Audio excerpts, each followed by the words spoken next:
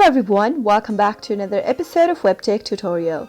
In today's video, I'm going to help you learn how to download Shopee application on your device. Watch the video till the end without skipping in order to learn how and subscribe to our channel by hitting the subscribe button. Press the bell icon so that you'll never miss another update from us. Now let's begin. Shopee Private Limited is a Singaporean multinational technology company that focuses mainly on e-commerce. In order to download Shopee, you can simply go to your Play Store for your Android and you can visit your App Store for your iOS device. Search for Shopee in the search box, and soon after you do that, you'll be able to find the application in the search results. If you don't find it there, you can simply go visit your web browser and type in Shopee download APK. Soon after you do that, you'll be able to see numerous of search results appearing on your display. You can download the application according to your location.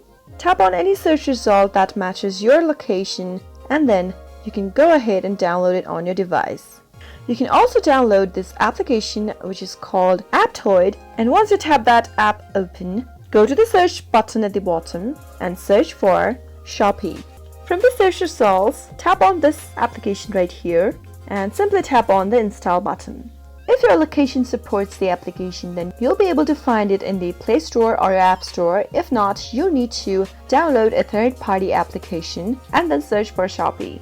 Wait for the download to finish. Now, go to your settings from the pop-up and tap on Allow from this source and then go back. Now tap on the install button and then you are done downloading the app. Simply tap it open and there you go. That is how you can easily download Shopee application on your Android device. I hope you found the video to be helpful. If you did, go ahead and give it a thumbs up. Feel free to comment down in the comment box if you have a question or a feedback for us. I'll be back soon with more tutorial episodes. Goodbye till then.